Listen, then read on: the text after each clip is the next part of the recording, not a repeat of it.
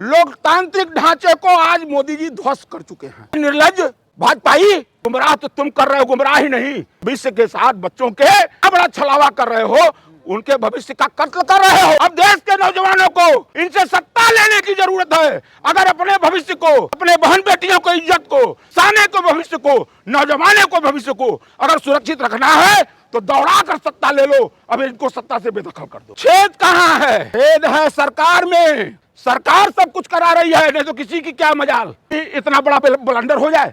जब तक सरकार का संरक्षण न प्राप्त हो, एक बार हो सकती है, लेकिन अगर बार बार कोई चीज हो रही है तो स्पष्ट है कि वो सत्ता करा रही है। देखिए, जिस तरीके से बीजेपी सरकार, भाजपा सरकार, मोदी सरकार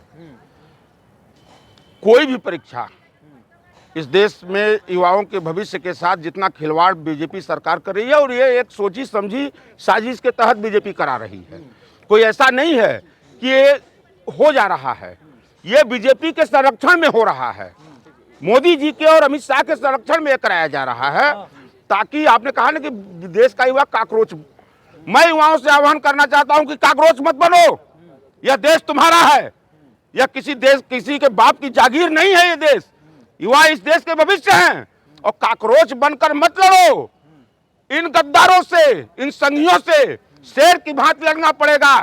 और वो लड़ाई कहीं न कहीं, जब तक जैसे देश की आजादी कराने के लिए हमारे देश के उन महापुरुषों ने लड़ाई लड़ा था, उस तरह की आज लड़ाई की जरूरत है। तब यह गद्दार गद्दी छोड़ेंगे, अन्यथा देश के नौजवानों के भविष्य के साथ ये इसी तरह खिलवाड़ करते रहेंगे। ये तय है कि भविष्य के नौजवानों के साथ ये जो कर रहे हैं, अब नौजवानों को जागरूक होना पड़ेगा।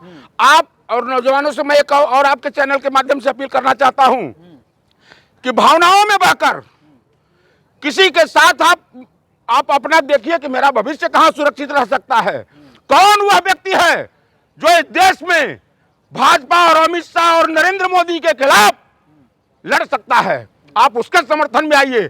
और कौन सा ऐसा दल, देखिए मैं किसी उसका नहीं कर रहा हूं, आपको सोचना पड़ेगा लोकतंत्र में कि लोकतंत्र का असली प्रहरी कौन है, लोकतंत्र का असली रक्षक कौन है, जो लड़ाई लड़ रहा है और युवाओं के भविष्य के साथ वो गंभीर है। आज जरूरत उसकी है। सरकार ने एक डेट दे दी है, गलती हुई है मान ली है, तो अब प्रदर्शन क्यों कर रही है कांग्रेस पार्टी पूरे देश में उतरकर? देखिए एक चीज बता दें, कौन सा डेट दे दी है?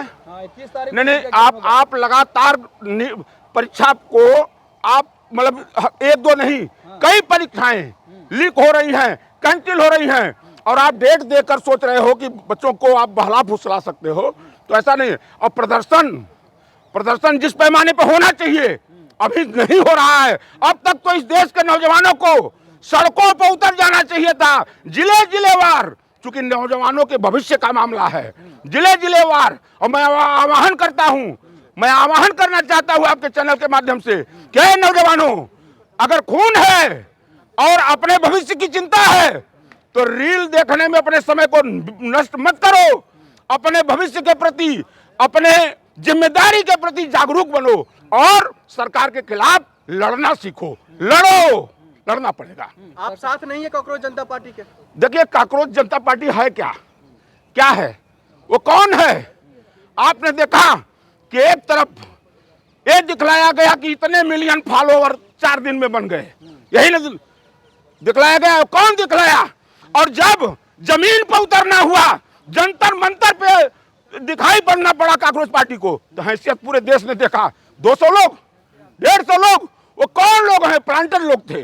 वो प्लांटेड लोग हैं, वो देश के युवाओं को गुमराह करना चाहते हैं, वो भाजपा द्वारा संचालित लोग हैं। लेकिन वो तो कह रहे भाई हम गुमराह नहीं कर रहे, लेकिन जो देश के जो स्थिति है, सिस्टम है, उसको हम खराब नहीं। अच्छा, ये विदेश में बैठे थे, विदेश में वो लोग बैठे हुए थे, और देश के सिस्टम को एक बयान जब आया, एक बयान आया, उस बयान को मुद्दा उन्होंने बनाया। आज देश का सिस्टम 12 साल से नरेंद्र मोदी खराब कर रहा है। कहां थे आप? क्यों नहीं बोले? कोई जरूरी है कि बस एक मुद्दा मिल गया, काकरोच शब्द मिल गया, उस पर राजनीति की रोटी सेकने लगे? आप 12 साल से तमाम मुद्दों पर नोटबंदी हुई, हजारों किसान सालों यहीं बैठे रह गए, मर गए, तब कहां ये लोग थे? देश के ये लोग कहां थे? गुनाह हो? एकदम नहीं गुनाह है। और देश के युवाओं की आवाज सबको उठाना चाहिए। देश के युवाओं के कंधों पर इस देश का भविष्य है, लेकिन वह आवाज सही होनी चाहिए, सही तरीके से होनी चाहिए। मैं आपसे जानना चाहता हूं कि कहां एक दिन जंतर मंतर पर आप आ गए, उसके बाद क्या किया आपने? भाजपा कह रही है कांग्रेस पार्टी देश के युवाओं को गुमराह करने का काम कर रही है, सब कुछ ठीक चल रहा है। अच्छा, सत्ता में मोदी जी राज भोग रहे हैं, उनके मंत्री अय्याशी कर रहे हैं। देखिए, मैं शब्द बहुत जिम्मेदारी से बोल रहा हूं, मौज काट रहे हैं और गुमराह हम कर रहे हैं। अरे निर्लज्ज भाजपाई, गुमराह तो तुम कर रहे हो, गुमराह ही नहीं, बच्चों भविष्य के साथ बच्चों के तुम मतलब इतना बड़ा छलावा कर रहे हो, उनके भविष्य का कत्ल कर रहे हो। तुम एक तरह से खूनी हो, कत्ली हो, भविष्य के कत्ली हो। कोई खून करना किसी का जान मारना ही नहीं होता है, उसके भविष्य के साथ, उसके करियर के साथ अगर कोई हत्या उसकी करता है करियर की, वह भी उसी जुल्म में आता है।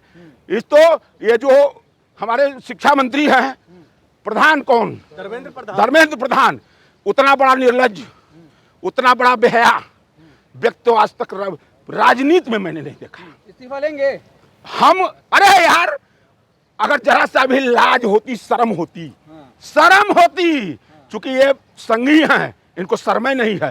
नहीं तो दूसरा कोई होता तो जिस तरीके से देश के नौजवान आज मतलब व्याकुल होके इनके पूरे खिलाफ चल रहे हैं, पूरा देश खिलाफ है, अब तक तो बेशर्मों को तुरंत इस्तीफा दे देना चाहिए था, दे देना चाहिए था। लेकिन ऐसी सरकार का एक मंत्री कहता है कि हम कांग्रेस नहीं हैं, हम भाजपा हैं, और भाजपा में इस्तीफा नहीं होता। ये पहले ही बता दिया था राजनाथ सिंह ने, और उसके बाद भी कुछ लोगों को लगता है कि हम ये लोग इस्तीफा देंगे।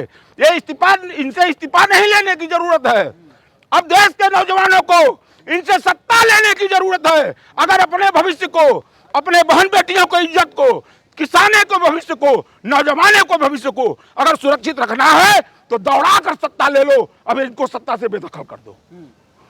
अरे गलती मान रहे, करे दोबारा नहीं होगा, सेना की जिम्मेदारी मिल गई है, पेपर लेकर जाएगी वो। अच्छा, एक चीज बताइए कि आप सारे लोग यहाँ विद्वत पत्रकार हैं, और आप लोगों के भी कंधों पर इस देश की बड़ी जिम्मेदारी है।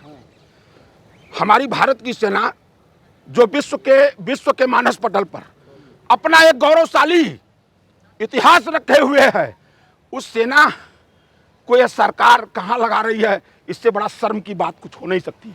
अगर सब कुछ सेना को ही करना है तो इतने बड़े मंत्रिमंडल, इतनी बड़ी तमाम व्यवस्था तुमने क्यों बनाया रखा है? सिर्फ तनख्वाह लेने के लिए, जनता के टैक्स का पैसा भोजन करने के लिए? वो लोग क्या करेंगे? फ्लोर कहां है, बात समझिए, छेद कहां है? छेद है सरकार में। सरकार सब कुछ करा रही है, नहीं तो किसी की क्या मजाल, किसी की क्या मजाल कि इतना बड़ा ब्लंडर हो जाए। जब तक सरकार का संरक्षण न प्राप्त हो, इतना बड़ा ब्लंडर हो जाए। एक बार गलती एक बार हो सकती है, लेकिन अगर बार बार कोई चीज हो रही है तो यह स्पष्ट है कि वो सत्ता करा रही है। तो मोदी से अब नहीं संभल रहा देश? क्या मोदी से देश नहीं संभल रहा अब? अच्छा, आपको लग रहा है कि संभल रहा है? हाँ, भाजपा कह रही है। नहीं, एक चीज बता दें, भाजपा कह रही है तो भाजपा एक दल है, उसका कहना ही सब।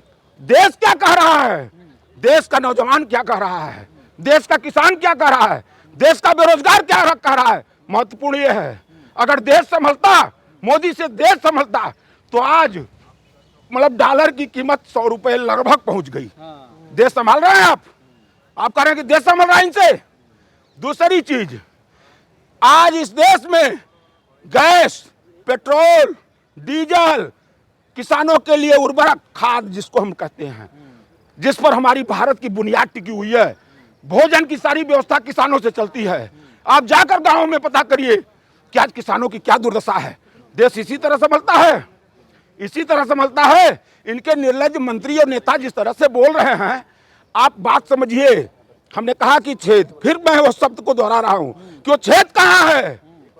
चूंकि लोकतांत्रिक ढांचे को आज मोदी जी ध्वस्त कर चुके हैं, ध्वस्त कर चुके हैं, और इनको जनता से अब कोई डर नहीं है।